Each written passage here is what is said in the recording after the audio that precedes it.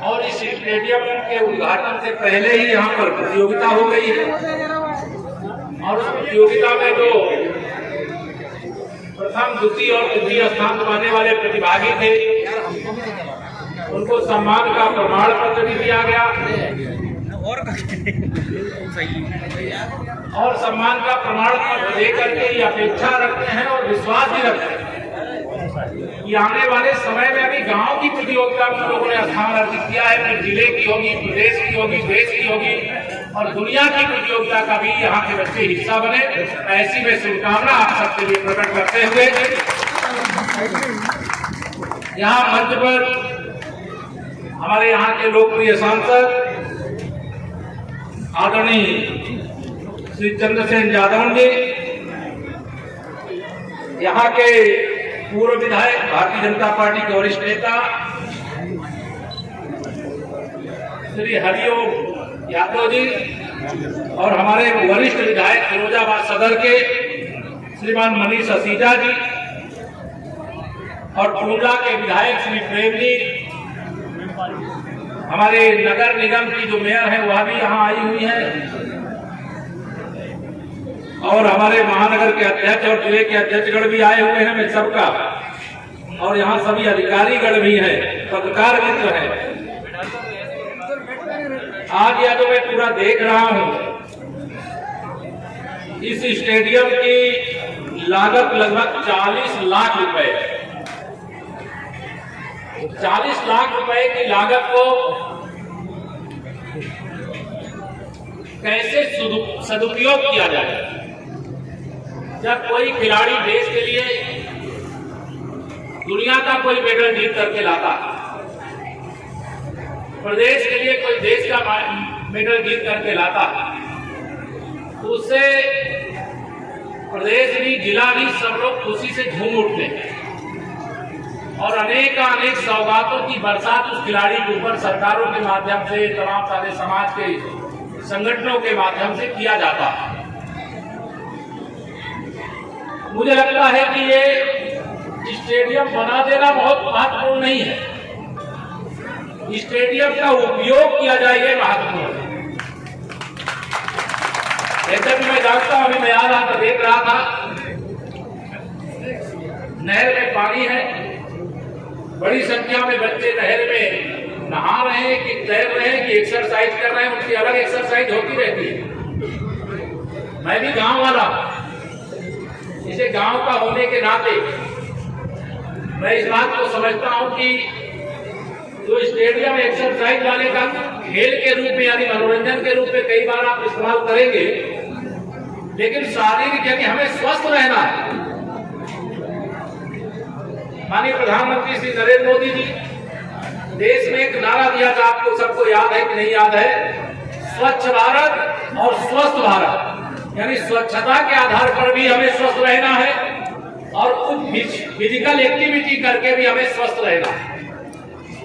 आजकल, पहले तो किसी को शुगर हो जाता था पता भी नहीं चलता था, लेकिन आजकल अगर किसी को शुगर हो जाता है तो उसको डॉक्टर बताते हैं कि ऐसे सुबह तुम टहला करो, यही कहते हैं ना, टहलने के लिए कहते हैं। और गांव में रहने वाला व्यक्ति तो सुबह खेत ही जाता है, जिनके खेत होते खेत में जाता है, जो खेत के काम होते उन काम को करने के लिए जाता है। लेकिन बहुत सारे लोग अब खेत में काम करने में संकोच किया करते हैं, जो संकोच किया करते हैं तो वह अस्वस्थ हो जाते हैं। इसलिए मैं आप सबका आह्वान करूंगा कि आज जब मैं यहाँ पर आया हूँ उत्तर प्रदेश में भारतीय जनता पार्टी की दूसरी बार सरकार आदरणीय योगी आदित्यनाथ जी के नेतृत्व में बनने के बाद यह सुहाग नगरी के रूप में जाना जाने वाला जनपद, उसमें मुझे आने का सौभाग्य मिला और आप सबका दर्शन करने का सौभाग्य मिला। हमारी सरकार का प्रयास है कि जो गरीब आदमी उसका हक बिना भेदभाव के और बिना भ्रष्टाचार के उस तक पहुंच जाए, इसके लिए अनेक प्रकार की योजनाएं चल रही है। मैं उसका विवरण लूंगा तो मुझे अभी आयोजकगण यहाँ पे बता रहे हैं कि मेरा कार्यक्रम लगभग 1 घंटे लेट हो गया। 1 घंटे लेट हो गया,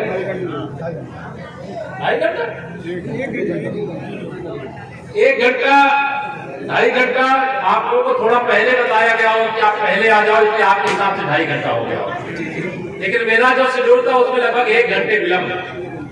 मैं एक योजना की चर्चा करता हूं, आप सबसे फीडबैक लेना चाहता हूं और बिना डरे, ये सरकार आपकी है, देश में प्रदेश में डबल इंजन की सरकार है और यह सरकार गरीबों के लिए, किसानों के लिए, मजदूरों के लिए समर्पित सरकार है, युवाओं के उज्जवल भविष्य के लिए समर्पित सरकार और महिलाओं के, माताओं बहनों का सशक्तिकरण करने की वाली सरकार है। मैं नहीं जानता आपकी ग्राम सभा में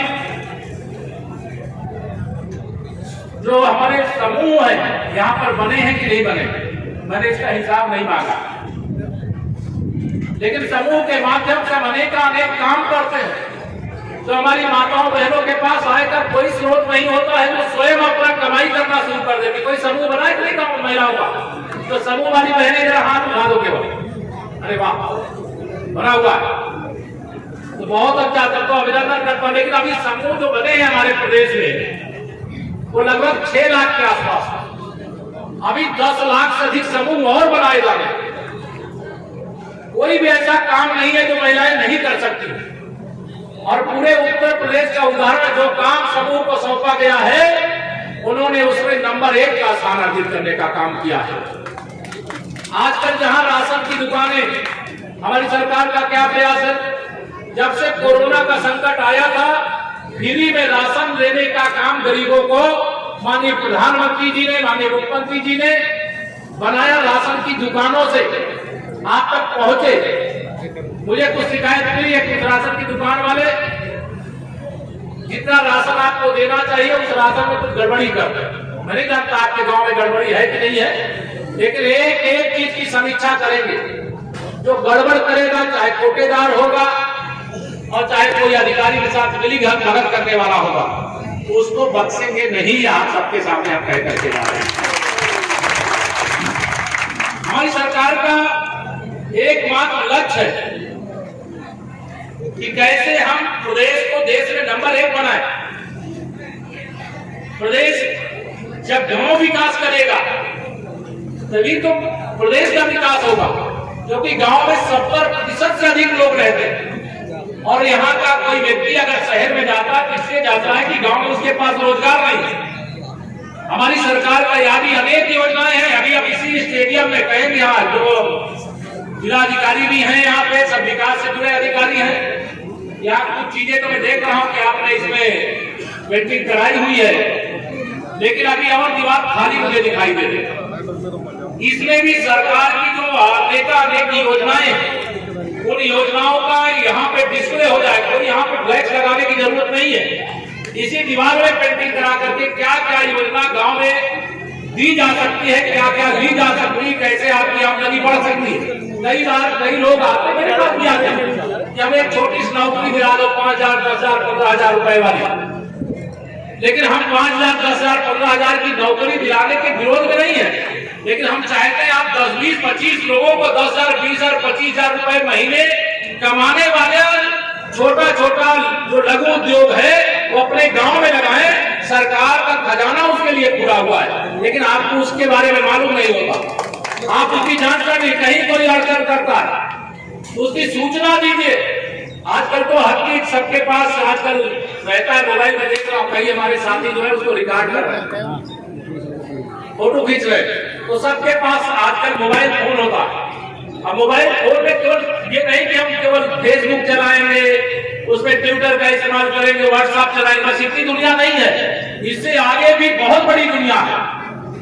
आप कोई भी आपका मन में सवाल आता है, उस सवाल को आप गूगल पे डालिए कि इस सवाल का जवाब क्या है। मैं अगर कोई फैक्ट्री लगाना चाहता हूँ गांव के स्तर पर, कृषि के क्षेत्र, आप एक क्लिक मारेंगे, एक आप उसमें अपनी समस्या डालेंगे तो तमाम रास्ते आपको बताने के लिए गूगल के प्लेटफॉर्म से आपको व्यवस्था मिल जाएगी। मैं आप सबको यह कह करके जाना चाहता हूं कि जिले का प्रशासन तो जो करना वो करेगा ही, सरकार भी हर समय आपकी पहरेदार के रूप में आपके साथ खड़ी है। और यह सरकार देखिए, गुंडों और माफियों को तो हम छोड़ने वाले हैं। बहुत सारे मैं जानता हूं इस क्षेत्र में मेरे पास सूचना आती है। अभी मैं आज आया हूं सुबह से कि किसी गुंडे माफिया अपराधी ने किसी जमीनें कब्जा करके रखा है। लोग डरते हैं कि अगर इसके खिलाफ शिकायत करेंगे तो शाम को आकर के हमको मारेगा, हमारे बच्चों को मारेगा, ऐसा डर रहता है ना लोगों को।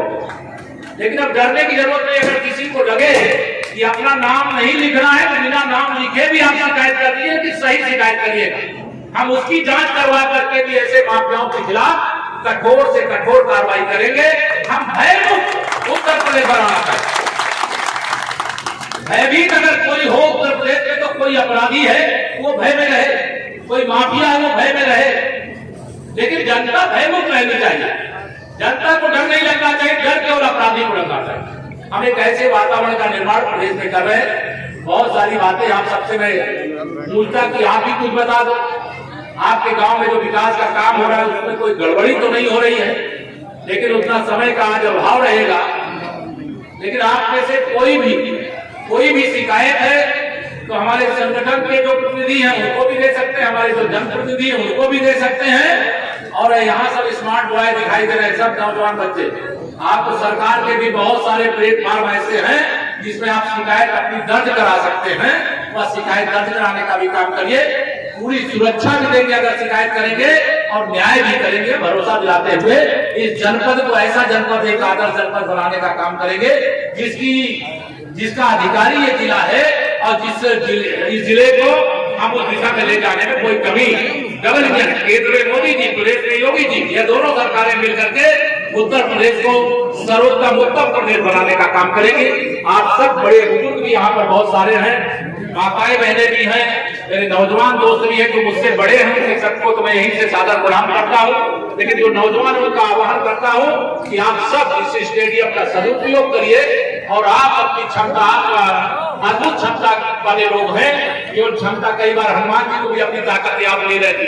तो उत्तर प्रदेश के नौजवान, फिरोजाबाद के नौजवान अगर अपनी ताकत याद नहीं रखते तो ताकत याद दिलाने के लिए स्टेडियम है कि आप दौड़ कर दिखाइए, सबसे तेज दौड़ सकते हैं, आप खेल में पदक जीत सकते हैं, आप हर क्षेत्र में एक अलग स्थान अर्जित कर सकते हैं। ऐसा विश्वास करते हुए आप सब जो भी आपके जीवन में अच्छा करने की आपके मन में भावना हो उसमें आप सफल हो, यही मंगल कामनाएं करता हुआ मैं अपनी बात को यही पूरी करता हूँ। आप सबका बहुत बहुत धन्यवाद। भारत माता की, भारत माता की, बहुत बहुत धन्यवाद।